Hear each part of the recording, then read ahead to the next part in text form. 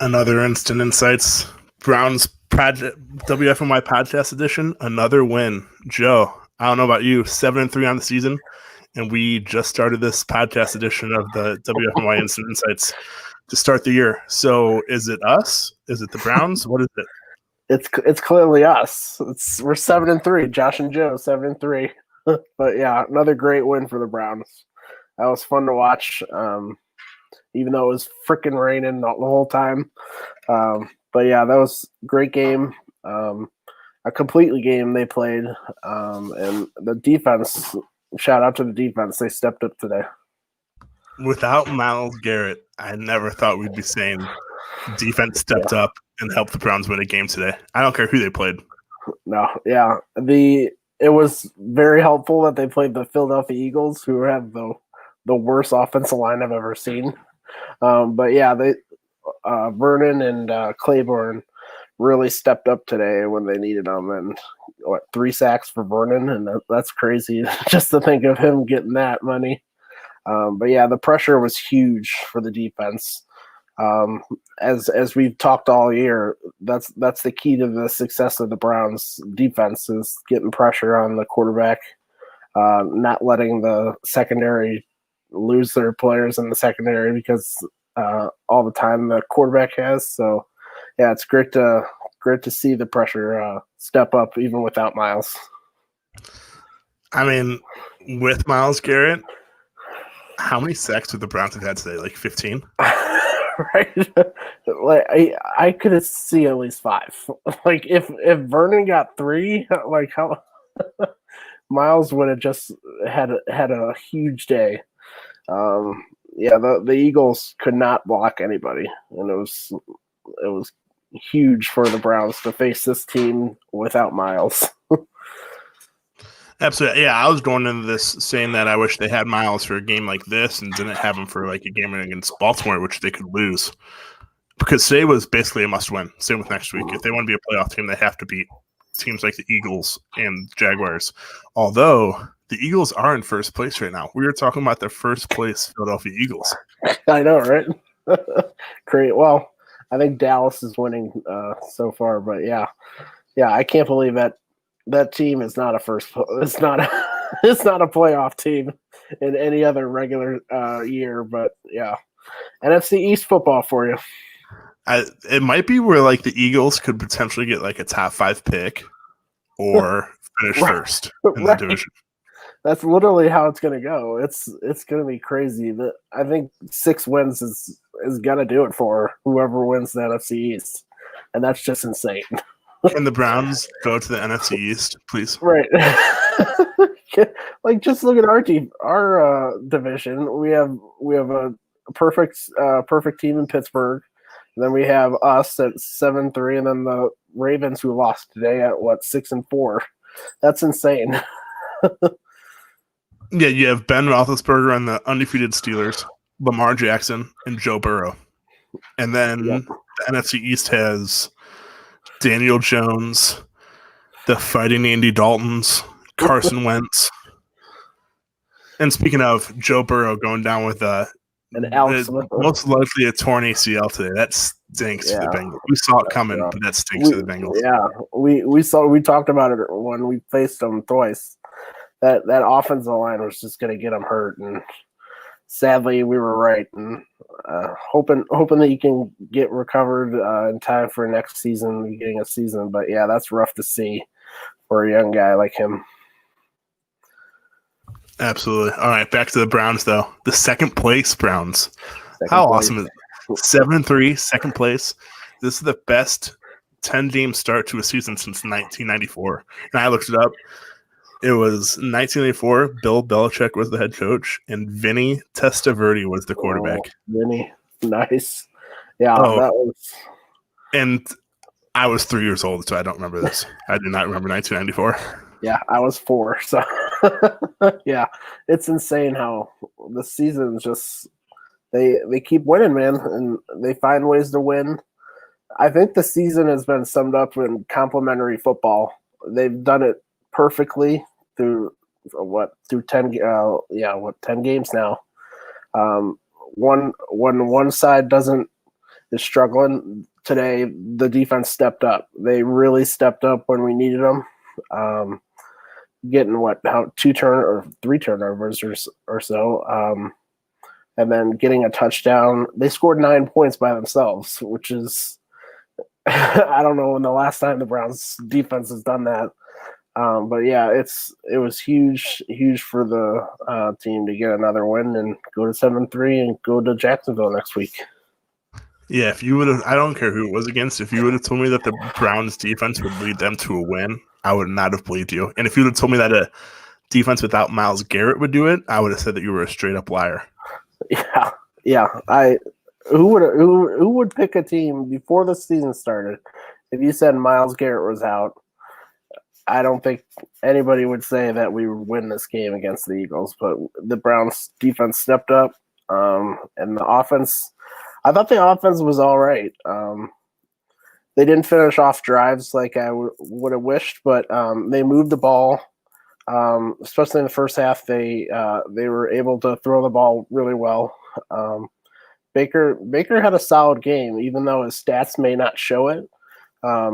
He had a solid game. He missed a couple early ones, which should have been touchdowns. But overall, I thought he played a solid game. And once again, what we talk about, he didn't throw an interception.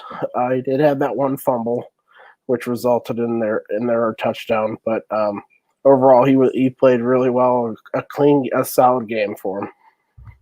Yeah, I mean, we've discussed this like every week. It seems like, but Baker and the offense did enough to not lose the game, and they let the defense carry them to a win. Mm-hmm. Yeah, I mean, that's all he had to do today, especially in bad weather. That's all he had to do today. Yeah, and it was great to see that the run game they struggled early on in the first half, but they as we talked about so many times this year, they stuck with the plan and they showed who they are in the second half and just tired them out. They tired the Eagles defense out. The offensive line started getting produce holes for them. And Nick Chubb, man, he started to get going and pulled off that huge long run, which that started the clinching of the game. But yeah, that was huge. And then we got to talk about the stiff arm. If the Hall of Fame had highlight reels of like clips that they just played, like 5-second clips that they just played on loop forever, Nick Chubb's stiff arm deserves to be one of those 5-second clips. It was beautiful, man. he literally just shoved that guy down to the ground, and then that whole drive was just crazy athleticism. And then you have Hunt jumping from the 5-yard line or so into the end zone, jumping over the guy, and then stepping on his back to get in. Which it was just that drive culminated. It just showed the talent that the Browns have in the backfield. They're blessed to have these two duo in the backfield, and it's leading this offense to another win. Yeah, I mean, everyone says like, "Oh, I'm a selfless player. I don't care as long as we win a game." But it's with Nick Chubb and Kareem Hunt. I truly think they don't care who gets the most carries or who gets the most touchdowns. If they're both having success and the Browns are winning football games, they're happy. I mean, you saw it even after that stiff arm. Kareem Hunt was ecstatic. And then they did one of those, anything you can do, I can do better. Yeah. Kareem Hunt jumped over a guy for a touchdown. And then I think on the next drive or the 2 drives after that, Nick Chubb did the same thing. And it's jumped over a guy. I mean, if you have 2 running backs like that trying to better not only themselves, but their running back mate, good luck. Good luck opposing defense. Yeah, the Browns are just blessed to have these two character guys that they don't care who's taking the rock and who's getting the touchdowns or anything like that. They're all about winning, and it's huge for the Browns to have these two talented guys and these two egoless guys in the backfield for them. I mean, they had 20 rushing yards at half. And I think they ended up with 137 yards on the game. Yeah. That's just a complete wear them down in the first half and take advantage of a worn out defense in the second half. That's exactly what happened. Yeah, and Baker was talking about it after the game. They stuck to the game plan. They saw that it wasn't working early on, but I think they saw that there was going to be a possibility that this will open up in the second half, and it definitely did. And kudos to Kevin Stefanski to keep going with the game plan. How many times have we seen over the years where the coach would ditch whatever they were trying to do, and it would be like passing the whole rest of the game. So that was huge for him to keep going, keep pushing. The offensive line started producing in the second half, and you got to give credit to the Eagles. They have a really talented front defensive line and all that with Fletcher Cox and all that.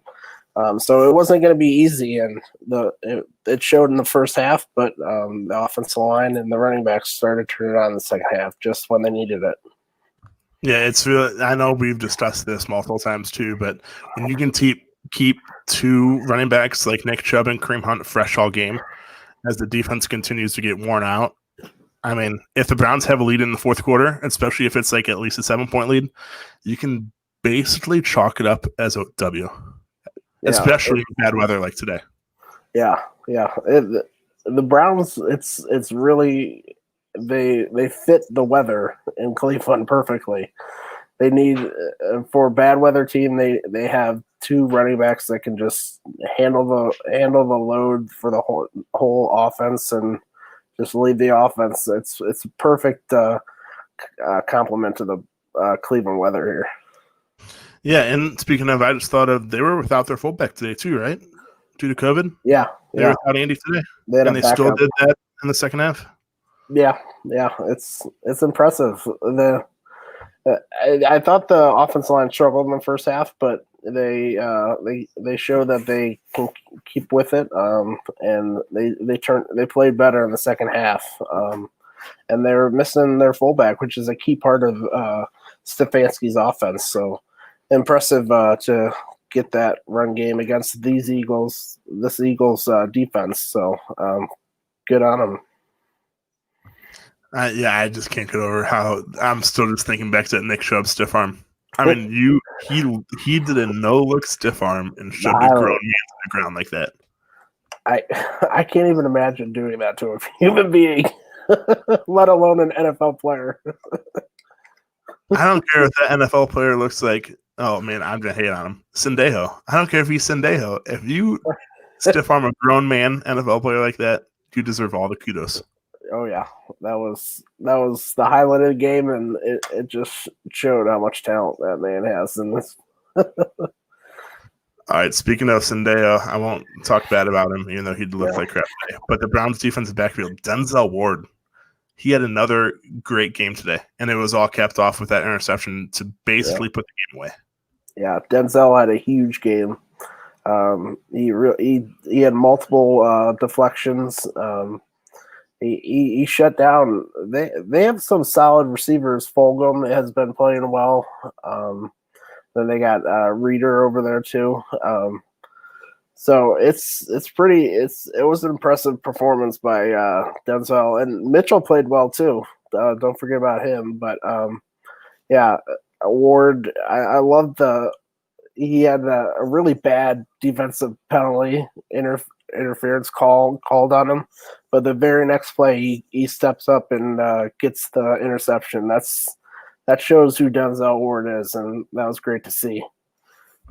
Absolutely. I mean, when you have a shutdown corner like that, especially one that can get interceptions too, it changes so much for defense, especially in that secondary that just hasn't been that great this year. If you still have a cornerback that can do that, it's so much better. So much better. So much better. Yeah, he was one of the keys to the game. Just that secondary playing well. They had that one blown coverage, but overall there wasn't that they weren't able to do that. What they've been doing the past how many weeks, going just dinking and dunking. They played well. The linebackers were okay. Mac had some plays, but yeah, it was a great performance by the defense, stepping up in the absence of Miles today. Are you talking about the blunt coverage that was Richard Rodgers catching a wide open touchdown? Because I think it's not a Browns game unless the opposing team gets a wide open touchdown by their tight end. I think that's one. Yeah, I know, right? It wouldn't be a game without a tight end. Your win doesn't count unless the opponent gets a wide open touchdown by the tight end. Yeah, it's like clockwork, man. Absolutely. It is. No matter who the defensive coordinator is, it's like no matter what. Hey, yeah, this game you're giving up a wide open touchdown to the tight end. Okay, all right, break. Yeah. It's been 3 different coordinators, and they still have this problem. That's crazy. Yeah, I even put in the waiting for next year slack. I was like, death, taxes, and Browns wide open touchdowns to tight ends. It's crazy. It is crazy. No matter who the players are, no matter who the coordinator is, it's going to happen. Yep. Well, that just shows the linebacking core has been the Achilles heel of this defense for a lot of years.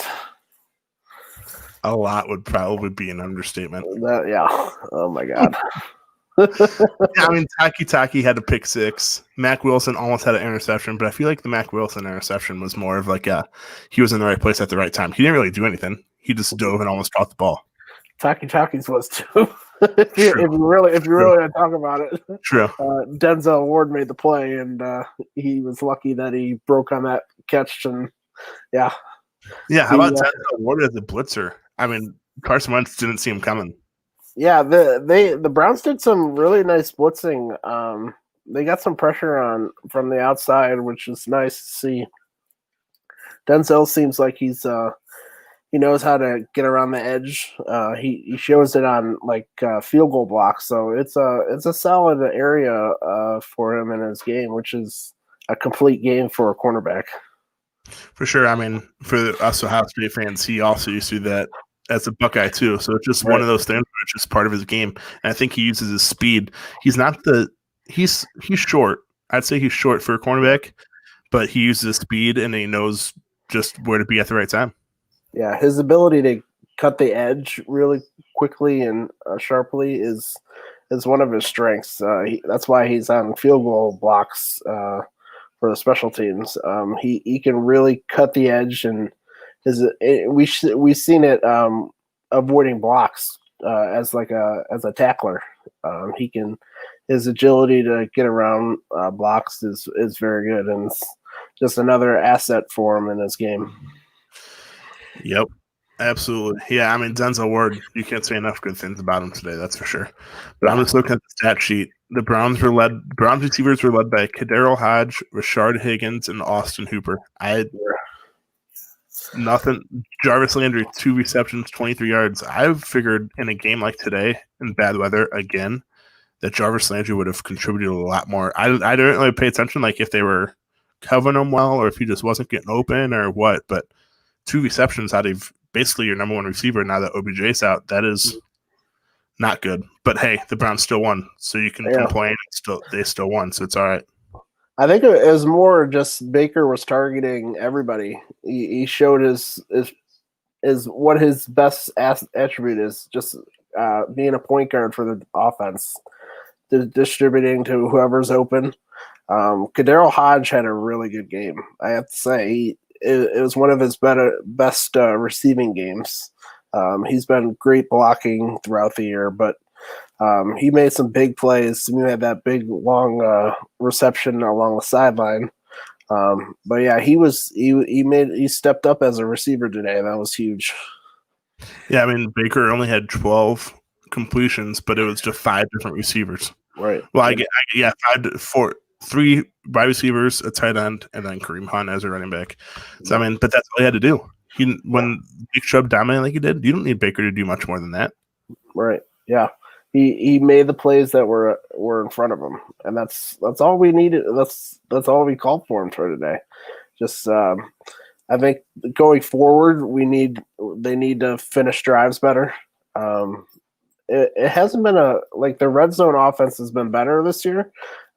This was a problem last year where they couldn't finish drives. But it stuck out today that they got so many field goals and that opening drive where they turned it over on downs. Yeah, they just needed to finish off drives, and the game would probably been over way before it did if they could have. But win is a win, and it was a good game. It wasn't one of those ugly wins. I saw a lot of people on Twitter like, "Oh, this is an ugly win." The weather was ugly, but the Browns played well. The defense played well. The offense moved the ball. It was a good win for them. Yeah, I remember Stefanski. I saved the tweet. I'd have to look back, but Stefanski was asked about the win. He said it wasn't an ugly win. It was a beautiful win. A win is in the NFL and football, right. Let alone the NFL. A win's a win. Right. Yeah, a win is a win. They follow their game plan, and that's a great win. It's a great win. They won a game that they needed to, and they're 7-3. It was great to see that this team is following game plans to right on. They're not losing it. They're not trying to. They've had 2 games where they just kind of had to blow away the game plan. That was the Raiders game and the Ravens game and the Steelers game. But overall, they've stuck to their plan, and it's been successful. The Browns on Thanksgiving, the Browns will be 7-3 and then second place. 2020 is really weird. Super weird, man. Super weird. Yeah, I mean, I'm not complaining, but if you even told me the Browns would be 7-3 on Thanksgiving, I'd be like, no shot. Absolutely no shot. Yeah, it's amazing. And even when we're 7-3, we're still like fighting for a playoff spot with like 7 other teams. Just to show our AFC North. Right, just to show our luck. Meanwhile, if we were in the NFC East, we'd be like 4-game lead for first place. Yeah, we'd be sealed for a playoff spot already. And what's crazy, going back to the NFC East, is whoever wins that division is going to get a home playoff game.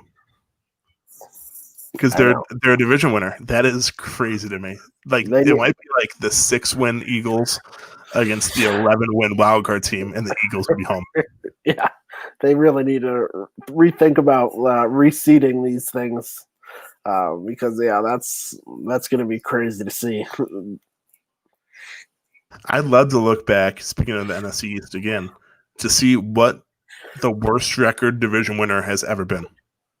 They have to be competing for it. It's got to be, yeah. I can't think of any worse.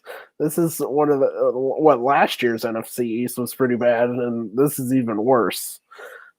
6 wins is probably going to do it, and that's just insane. I don't think it's going to happen, but it would literally be the most Browns thing ever to go like 10-6 and 11 or 11-5, miss out on the playoffs, and then see the Eagles win their division at 6 wins. It would be the most Browns thing ever. Oh my God, it's going to be just. It's not going to happen. I'm knocking on wood right now. It's not going to happen. But all Cleveland things that could happen this year, it would be there. Yeah, that would be insane. All right, yeah, I just cannot believe 7-3. I mean, there's no way they're going to catch up to the Steelers. I think that's basically that's not going to happen. I mean, the Steelers even could lose out and they'll still be 10-6. So they would need a serious injury or something to. Yeah, and I'll never wish an injury on anyone, even if it's a Steelers player. Yeah, true. But speaking of the Steelers, the Browns need them to keep winning until week 17. Just keep winning. You already had the division locked up. Just keep winning. Because, actually, do you know what? We'll get to the schedule game right now. The Browns, Jacksonville next week. Actually, good for them. I know a lot of players said something, but they get to go to Jacksonville after these 2 miserable weather That's games. What I was just going to say. This is going to be so nice. We're actually going to have good weather. Watch, it's going to be like raining in Jacksonville. But, I can't wait to see them actually in good weather for at least 1 week. Watch, it'll be like a hurricane and 50-mile-an-hour wind. Right. Or it could be where they're going to enjoy themselves way too much and all be hung over like the Cavs were when they go to LA or Miami. One of the two. Yeah, it is Florida, so weather in Florida is a little weird. So we could have rain, but let's hope it's not like the last 3 games. Yeah, I mean, Jacksonville must win. They're a one-win team that's a must-win. Oh, yeah. At Tennessee just beat Baltimore today, but they're so iffy. They're like Derrick Henry's good, but that defense is iffy, and they're going to be without Jadeveon Clowney. They put him on the IR this week, so he has to miss that game. Yeah, Baltimore. and one of their best safe linebackers is out for the year too. So yeah, I didn't see that. Yeah, Tennessee is it's definitely a winnable game. It's definitely a game that the Browns can take. They're like a carbon copy almost of the Browns, which is their best skill set is running the ball. They have a quarterback that can make plays, but they're best at just distributing the ball, and they got some good playmakers on the outside. But yeah, that'll be an interesting matchup. Get revenge of last season's opener. Yeah, absolutely. Yeah, so at Tennessee, so they have 2 straight road games, and then they come home to Baltimore on a Monday night. I don't know. Baltimore's struggling lately, so maybe that could change, but week 1 was ugly, so I'm not going to put any hope into that one. And then at New York twice in a row, 2 straight must-wins. And then Pittsburgh. They could, and if Pittsburgh's I don't know. If they're 15-0, do you think they'll be going for a perfect 16-0 record? I don't know. I think the Steelers play somebody I forget coming up. I don't see them going in as 16-0. But I think if it's there, I would be surprised if they wouldn't go for it. I think the best case scenario right now is the Steelers being 14-1 going into week 17 for the Browns. Yeah. And the Chiefs would have to lose then a couple games or so give them more space. But yeah, that would be the perfect scenario for them. I know as Browns fans, we want the Steelers to lose as much as possible. But as a Browns fan hoping for a playoff spot for the Browns, if the Steelers already have number 1 seed and a bye locked up, they're not going to play anyone, which is perfect. You want that. Yeah. Well, the perfect scenario would be the Browns locking up a playoff spot the week before. That would be the easiest and best way of doing it. Which they can. It's there for the taking if they beat the Titans and then take care of business with the other 3 easier games. It could happen. The possibility is there that they could clinch before week 17. Let's be honest. You know that the NFL networks, whoever has that game, you know that they want it to be Myles Garrett versus Mason Rudolph for the Browns playoff spot. Oh my God! You absolutely know that. They would flex that game so quickly. That would be Imagine all the highlights that would be shown all week. God. Myles Garrett versus Mason Rudolph. Oh my God. I can't. That would be funny. All right, yeah, but I mean the Browns. So they have 6 games left. 3 of them they'll be favored in for sure. Jacksonville next week they'll easily be favored. 2 New York teams are not good, especially with the Giants without Saquon. One of the New York teams is without their best running back Saquon Barkley. The other one is starting Joe Flacco. I think that's the only things you need to say about those 2 teams. Right. The Giants are not terrible. They're not the Jets. The Jets are just like the worst team I've ever seen in my life. And I've seen some Browns teams that are bad. That says a lot. That says a lot. Yeah. I'm almost 30. You are probably 30. That says a lot. If you say that another team besides the Browns is the worst team you've ever seen in your life, that is like bad. Yeah, they are super bad. They're getting blown out now, I think. But yeah, the Giants are okay. They're not okay. They're not terrible. So they've given other teams some runs. So it's definitely we can't overlook them. But yeah, those are 2 winnable games that they should take care of business. Yeah, I mean, if the Browns want to be a playoff team, I think you have to win those 3 that they'll be favored in, and then steal one of the other 3, and then that will put them at 10-6. Right? No, my bad. That will put them at 11-5. 11-5, yeah, 11-5. Browns 11-5. Is that like? Can that be in the same sentence? Right. I think Belichick just like said that there's an error in the sentence. Yeah, it'll be fun. This week is it's turning out to be a good week for the Browns. They got the win, and a lot of teams are taking care of business, beating the teams that we were tied with. Miami's losing. The Colts are losing. I think the Raiders play the Chiefs later, so that should be Raiders play the Chiefs, and they already beat the Chiefs this year and did a victory lap in their bus and their team buses around the stadium. So I don't think the Chiefs are going to let them win. No, yeah. They had their one win, and I think that'll be it.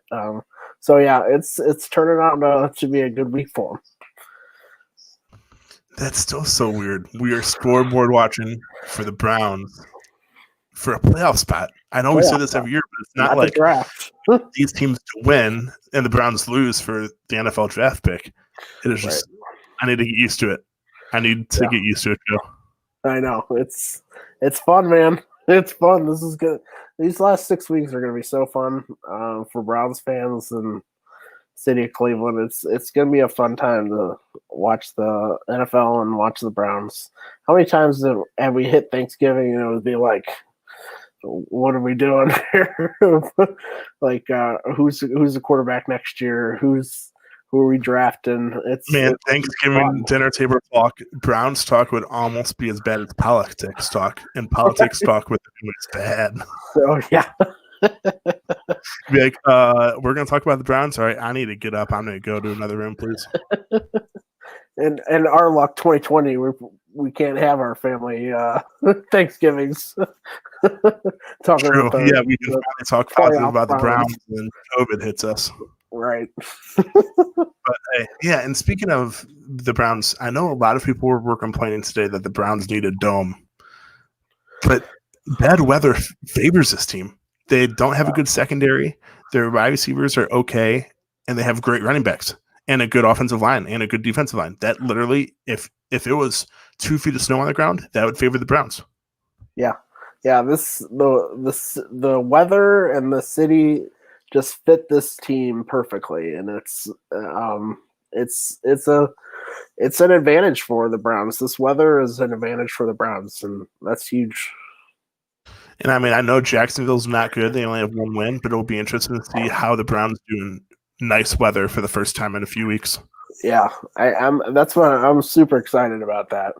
I want to see if maybe they open it up more and Baker has like a big game because he showed it in Cincinnati when they had the last good weather game.